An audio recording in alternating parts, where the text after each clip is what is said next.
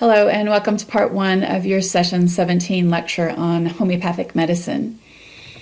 So starting off with our session aims, we're going to trace the roots and development of homeopathic medicine parallel to conventional medicine from the late 1700s up to the early 1900s. We're going to define the basic theoretical and philosophical premises of homeopathic medicine, and we're going to examine the similarities and differences in how homeopathy has culturally established itself in different countries across the globe. So we'll start off this exploration of the history of homeopathy by reminding ourselves of Paracelsus from back in session 14 lecture. And the spirit of inquiry undertaken by Paracelsus, and especially his emphasis on personal experience and observation above the mainstream medical dogma of that time, would really lay the foundation for development of homeopathic theory and philosophy by Samuel Hahnemann, who we'll meet shortly.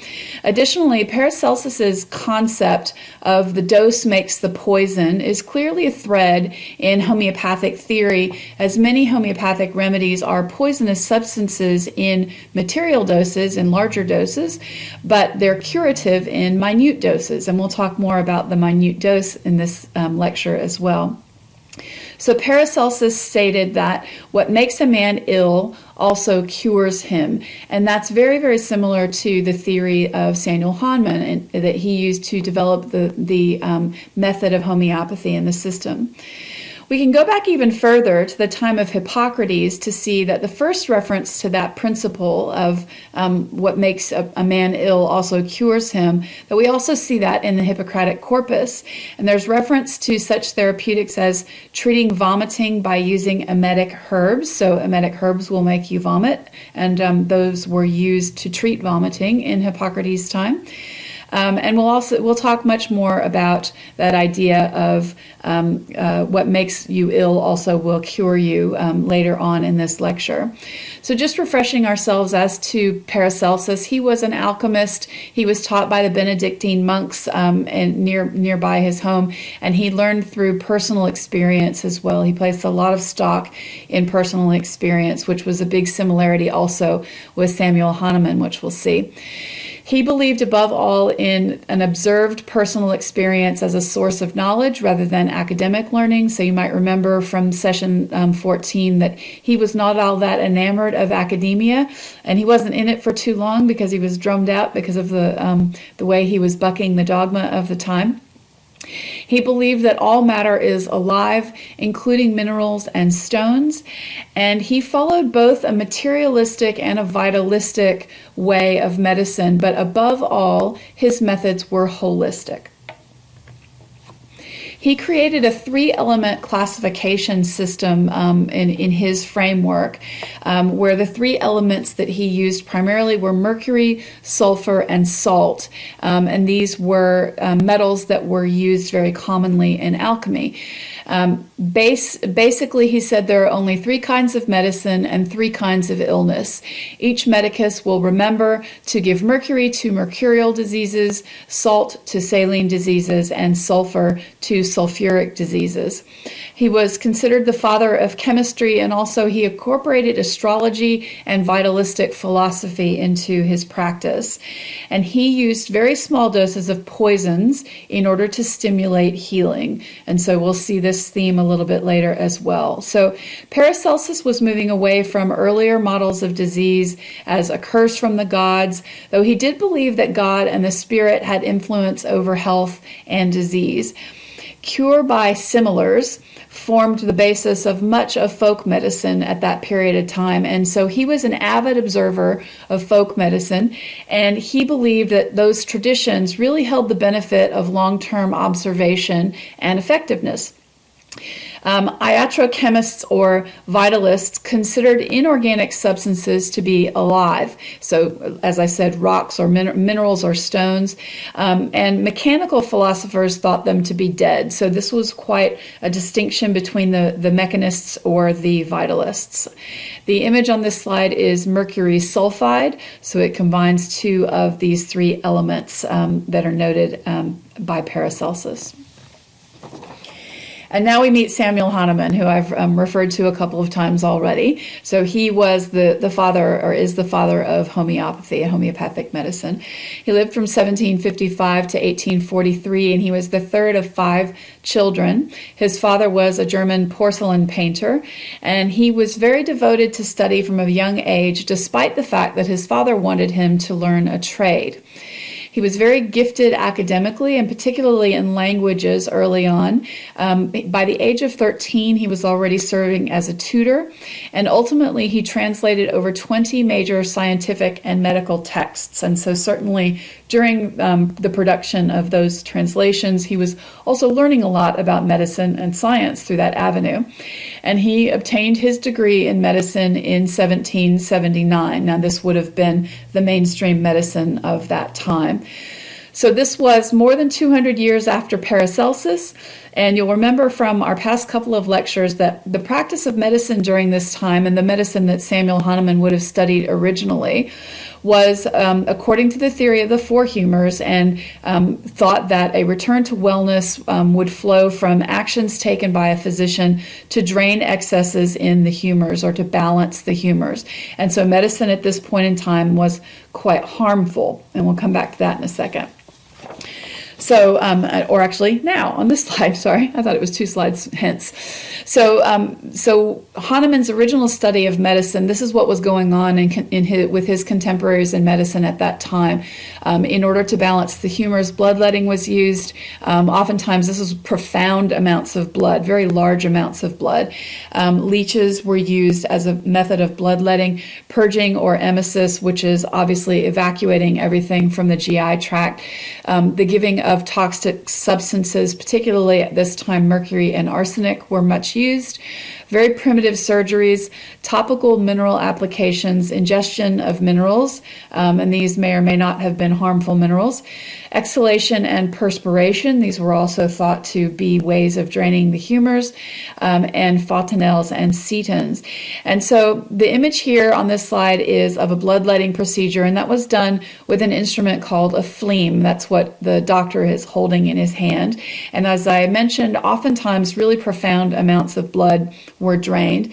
As an example, a contributor to George Washington's death, which would have been around this time when Hahnemann was relatively young and studying medicine, George Washington was drained of about 1/3 of his blood, and that was thought to have hastened his death.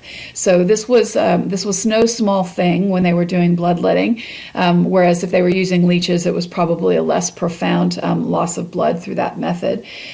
The toxic substances that are referred to on this slide have really included large quantities of mercury and arsenic, and this also, again, harkens back to Paracelsus and the idea of the toxicity being in the dose.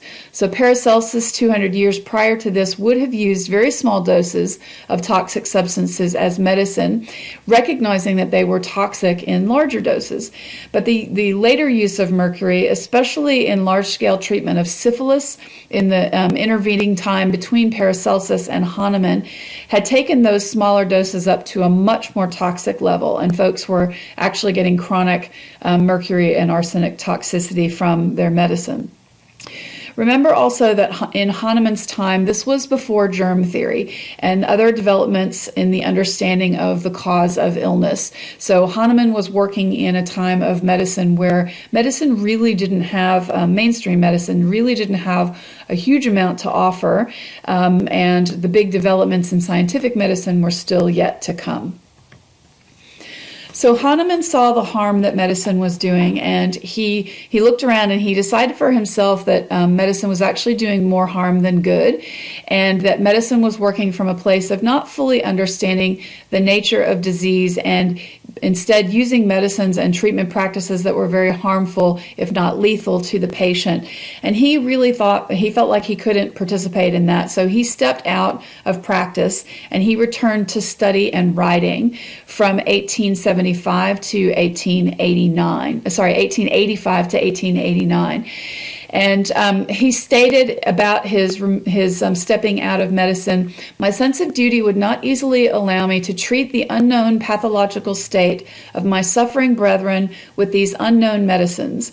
The thought of becoming in this way a murderer or malefactor towards the life of my fellow human beings was most terrible to me, so terrible and disturbing that I wholly gave up my practice in the first years of my married life and occupied myself solely with chemistry and writing." So he later said, with regard to the concept of the four humors and the use of harmful and toxic treatment practices, all of these were simply arrangements for the riddance of hostile disease materials, which never could be and never were instrumental in engendering and sustaining diseases for of the human organism. And in parentheses, living as it does through a spiritual principle. So he was connecting into the spiritual aspect of human existence. He describes these as diseases which were never anything other than the spiritual dynamic mistunement of the organism's life, altered in its feeling and function. So we'll go a bit further into that idea a little bit later on. But during this time period also, herbalism was starting to rise again in popularity and usage because of the harmful nature of other types of medical practice. And we'll talk more about that when we get to our lectures on naturopathy. But it's worth noting at this point in time that there were others that were looking for less harmful ways to treat people and going into herbal folk medicine, and particularly following on the tradition of Culpeper in Europe, who we talked about in our last session. That was really enjoying a resurgence at that point in time to offset the harms of mainstream medicine. Hahnemann went forward in his period of study, and he sort of hooked on to something that he had studied previously. So in 1790, while he was translating Cullen's Herbal Materia Medica, Hahnemann had noted that cinchona, and you remember we've talked about cinchona, from which quinine is isolated for treatment of malaria, from Peruvian bark, that he determined that was, or he remembered studying that was attributed to its bitter and astringent properties. And the bitter and astringent properties of a herb were said to drain the choleric humor. And so that was what was the reasoning behind the effect of cinchona upon the intermittent fever of malaria. But Hahnemann knew a dozen other equally bitter herbs that didn't have that effect on intermittent fever. And so he questioned the rationale of why it was that cinchona was actually impacting the intermittent fever. And he subsequently then started the first systematic drug trials in Western medicine. And he published his essay on a new principle in 1796, proposing similars as a theory of treatment. So the Cullen that's mentioned here is William Cullen, the Scottish physician who we learnt of last week, and he devoted 20 pages of his Materia Medica to cinchona. So this was obviously a very well focused on herb during this period of time. The principle of similars thus came from this new principle. So in Latin, similia similibus curantur, which means likes are cured by likes, and that is the principle of similars. The principle states that any drug capable of producing a morbid symptom or a pathological symptom, as we might say today, in a healthy person will remove similar symptoms that are occurring as an expression of disease. So let me just expand on that a little bit, or say that a few different ways to help it sink in, because it's not something that we normally think of within our modern conventional system. So this is saying that if a person is healthy and they take a full dose or a material dose of any substance, a plant, a mineral, etc., and that makes them sick in a particular way, it gives them particular symptoms of illness, then if you take a person who is ill with symptoms that are similar to what the healthy person experienced when they took a full dose of that, you can give that same substance to the sick person who has those same symptoms, and it will cure that illness. So like cures like, likes are cured by like. And the most similar medicine is known as the similimum. So the similimum is the medicine that most closely matches in the symptom picture the set of symptoms that a healthy person gets when they take a substance.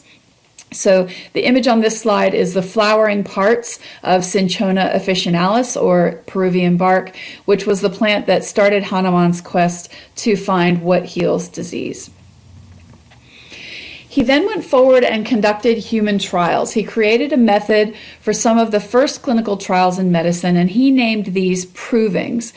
He began by giving healthy people doses of medicinal substances, plants, minerals, etc., in order to observe the effects of the substance. And he rejected the existing materia medicas, which were based on humoral theories, supposition, the doctrine of signatures, and traditional uses.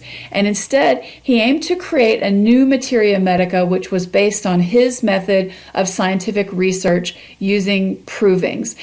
So Hahnemann was a true pioneer in terms of an empirical approach to testing the effects of medicinal substances and poisons in particular. His documentation is some of the earliest that we have of what would now be considered clinical trials in medicine. And conventional medical doctors of the time were not concerned with this type of research, and medical science and academia had not yet fully entered the stage of experimental physiology or pathology at that time either. And so empiricism prior to Hahnemann was focused on observation of the courses of illness and the symptoms, and on what could be learnt by anatomical dissection. And around this time, the growth of hospitals was only starting to allow the sick to be treated in large enough numbers with observable outcomes and documentation of treatment protocols to allow doctors to collate a body of evidence about treatment effectiveness. And so really the study of hospital medicine was in its infancy at this point in time. Hahnemann, on the other hand, took empiricism to another level, and he really systematized it with his system of provings. His first trials, giving healthy people doses of medicinal substances to see what symptoms were created by the substance, were termed pathogenetic or disease-causing trials. He was observing what disease would be created by a medicinal substance given to a healthy person, remembering that most medicinal substances of that time were toxic. He used crude doses in his provings for many years, and he selected substances that were commonly used in medicine in that era in order to elicit their pure materia medica, so what he documented of the symptoms that they produced in a healthy subject. He experimented a lot on himself, his family, his colleagues, and eventually developed a network of provers through his students when he returned to teaching in 1811. He published accounts of poisonings that were also accounts of poisonings were also incorporated into his materia medica.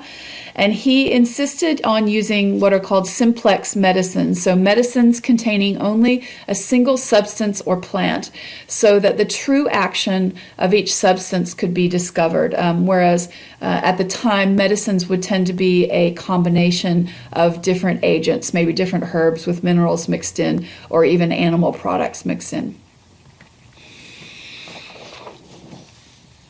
So both the frameworks of empiricism and rationalism are important to give a complete view of the human organism. You have to look at both perspectives. And so I want to talk about both of these for a second, just to provide a little bit more definition of them. So empirical methods were used by Hahnemann involving that systematic testing of substances and direct observation of effects as well as symptoms, without reference to either the cause of disease or the mechanism by which the symptoms were produced. So basically, empiricism is let's give a substance and see what it does, and document that and compare what it does in different people, etc., and provide a really comprehensive documentation of what this substance is doing. The rationalism, or the modes of rationalism at that time, at that point in time in medicine, were focused on theories about how the body works. And we talked about this in our last lecture, actually in our last two lectures, looking at in health and disease, how is the body working? We were developing the science of physiology, of biochemistry, a little bit later on, after, later than Hahnemann's time.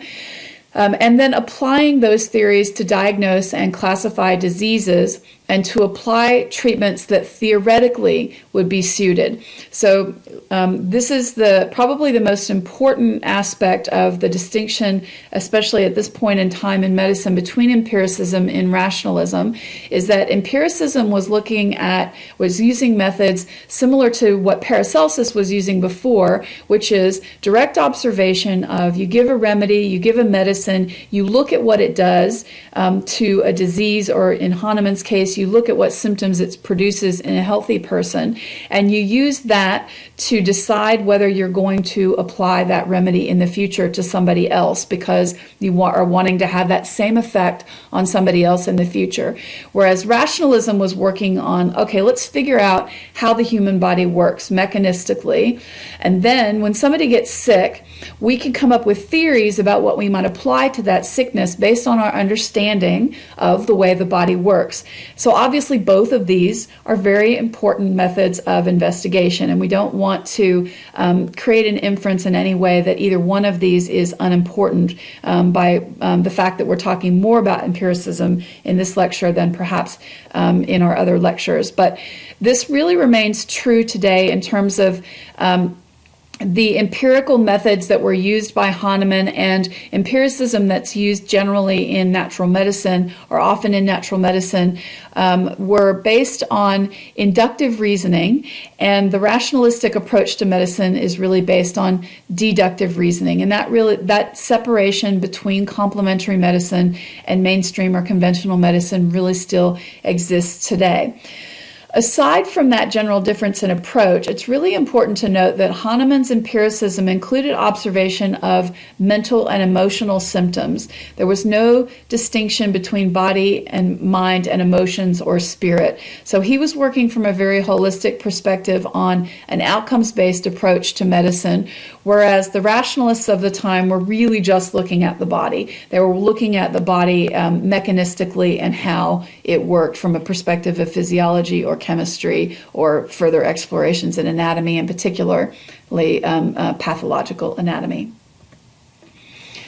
So Hahnemann, having conducted these provings and developed this system, then returned to practice. And around 1800 is when he went back into practice, and he was using, at that point, homeopathic treatment methods based on his concept of the similars.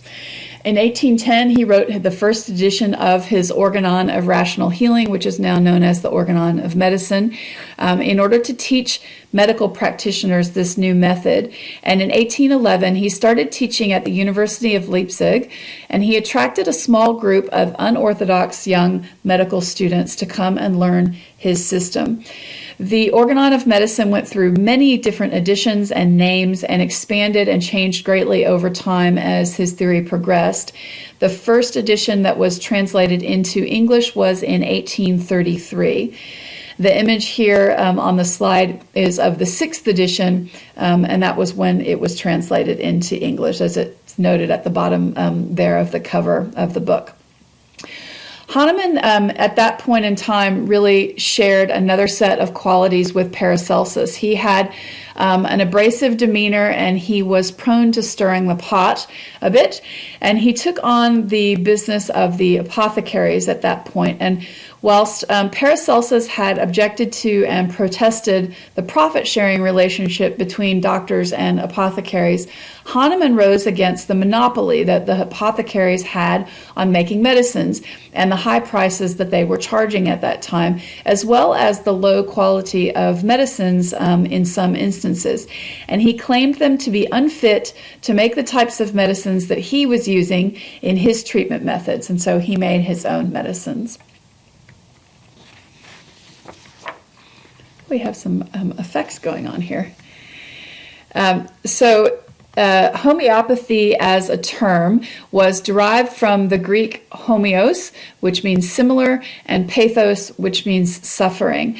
And so we use that word then to differentiate from other types of medicines that are contraries.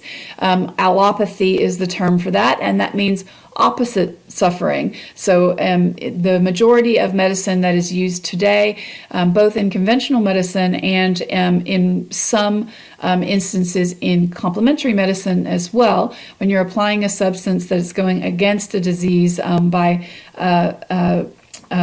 countering the force of that disease, such as an anti-inflammatory or an antibiotic, that is allopathy, whereas homeopathy is the application of like cures like, and the most similar medicine. So the term homeopathy first appeared in print in 1807, and the image on this slide is a monument to Hahnemann in Washington, D.C. When I found this image, I was actually quite surprised by it, because I've been to Washington, D.C. on a number of occasions, and I've never seen this statue. So the next time I go back there, which I don't know when that'll be, but I want to seek this out, because I didn't even know that it existed there. So Hahnemann gradually started to experiment with diluting his remedies as a means to reduce the toxic side effects of similar medicines. And hearkening back again to Paracelsus, the dose makes the poison, he also used small doses of poisons in order to have curative effects. And Hahnemann really took that to eventually took that to a much greater degree of dilution than Paracelsus had. His philosophy became really increasingly vitalistic, and he prescribed dynamic medicines for his dynamic conception of the seat of disease being within the vital force. So we're going to talk more about the concept and methods of dilution of remedies later in this session and the dynamization of medicines. But just noting at this point that Hahnemann had discovered that a toxic substance, when it was diluted, would still affect a cure in a disease, but without producing the negative effects of that toxin. So it's worth noting here that in keeping with the vitalistic tradition, Hahnemann was very interested in creating the conditions for health to support healing and maintenance of well-being. And this is clearly stated in the Organon. Hahnemann took on the role and practice of what we would consider today to be a naturopath. He gave advice about nutrition, about exercise, about sleep, and water, being really at the center of every communication, as well as every communication that he had with patients, as well as also giving them a dose or two of medicine. And so there was advice on what to wear and the types of clothes and what massage they might undertake as well. So he was really looking at things very holistically. And he's, of course, most well known for the system of homeopathic medicines that he created, but he was not believing that the homeopathic medicines were all that was necessary. The appropriate treatment of the human body, mind, and spirit was also necessary in his view. Around 1813, there was a typhoid epidemic in Leipzig, and Hahnemann treated 180 victims with homeopathy, resulting in only one death. In 1812, just before that, a scarlet fever epidemic had been reduced in severity by the use of homeopathic belladonna. And then to note here, the image on the slide is a child with scarlet fever, and they have the characteristic red cheeks of that illness. That is a keynote symptom for the homeopathic remedy of belladonna. And then 1831 and 1854, you'll remember that I mentioned we had cholera epidemics happening throughout that period of time up until around this time in our prior lecture. And homeopathy was showing a much greater success than conventional medicines in working with cholera as well. But it's also worth knowing that cholera kills people very, very quickly because of the rapid rate of water loss through the bowel. And so probably the possibility of getting a homeopathic remedy into somebody before the disease had already taken them to such a state of dehydration may have been less than in the other types of illnesses that were being treated. So remember from this point, from our last lecture, that this was still a point in time that was prior to the understanding of germ theory or other major developments beyond public sanitation and basic hygiene in order to fight epidemic illnesses. And so homeopathy being used to reduce the deaths from these epidemic diseases was really quite profound at that time, and there wasn't anything to match it. Conventional medicine was still only offering more harmful and generally ineffective medical treatments for these illnesses, and folk medicines, mostly in the form of herbs, were in common usage, but oftentimes weren't able to help people get over these illnesses and avoid death. Hahnemann's vision of health was in the healthy condition of man, the spiritual vital force, which he called autocracy, and calling that the dynamis that animates the material body, which he called the organism, rules with unbounded sway and retains all the parts of the organism in admirable, harmonious, vital operation as regards both sensations and functions, so that our indwelling, reason-gifted mind can freely employ this living, healthy instrument for the higher purpose of our existence. And every time I read this, I think this is one of the grandest visions of health that I have ever heard in my life. He had this huge, huge view of health and what the purpose of life was, and using becoming the grandest version of ourselves, or the strongest version of ourselves, the most vital version of ourselves, in order to follow through on the higher purposes of our existence. So to me, that's just very, very inspiring. And he certainly was a man who was capable of inspiration. So this is the end of part 1 of our session 17 lecture. Your revision questions are there as well as on the LMS. And your other food for thought, considering the medical thought and practice in Hahnemann's time and his approach to creating a new system of medicine, why did his approach garner opposition? So I'll leave you to think about that, and I will see you in part 2. Thank you for joining.